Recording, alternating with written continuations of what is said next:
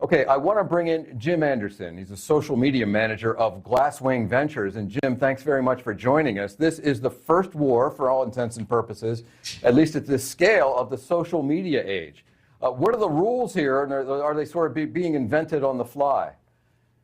Yeah, without a doubt, they are being invented on the fly. As you said, the first casualty is the truth in war. Wars are incredibly messy, and the platforms are finding it incredibly messy as well. I mean, in many ways, banning the content from RT and Sputnik, those are the easy things, right? Those are obvious propaganda outlets, and those are the easy things to change. Where it starts to get really hard is when you talk about your standards around hate speech, and if somebody's saying we need to, take Putin out or resist or death to Putin, those kinds of things, you could view that as incitement to violence, of course, or you could view that as political speech because your country's being invaded. It's a really tough situation that Facebook and Meta are in, and unfortunately it spins up, and now Russia is saying, well, we're going to open a criminal investigation against Meta, and it's hard to understand how this gets de-escalated because, of course, we're in the middle of a war.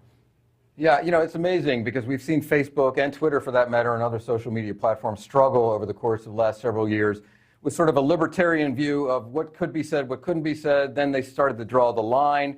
And now they're allowing this talk about Vladimir Putin, attacks on Putin and Russian soldiers, they're allowing that to go through. So where is the line right now? And give us an idea of what's going on behind the scenes as they struggle to find it.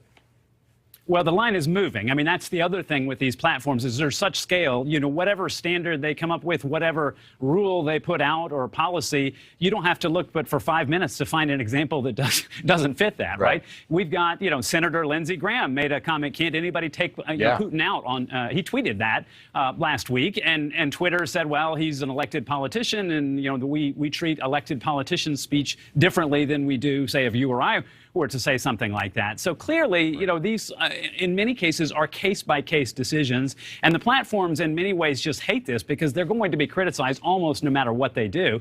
Now, being criticized by the Russians, I think, is something that Facebook and Meta can live with, compared to what we have been dealing with the extreme polarization, particularly in this country, between Democrats and Republicans. Right, so they're picking sides, but the side that they're siding with and going against, the one they're going against happens to be very unpopular at the moment. Because you could argue that this goes back to the debate over political speech, where they appeared to pick sides. So are they picking sides now, and are they on safe ground?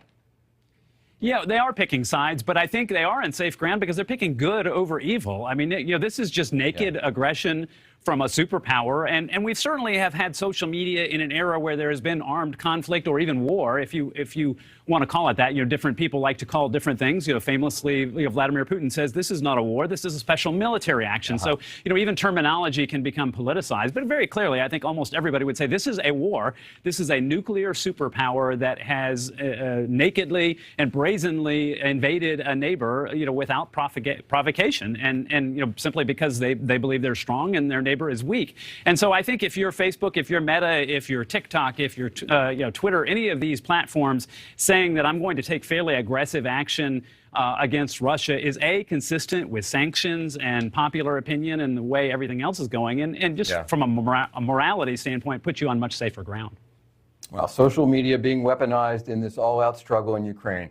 Social media expert Jim Anderson, thank you very much for joining us. Thank you. Thank you for watching. Click the red subscribe button below so you can get more of NewsNation's fact-driven, unbiased coverage.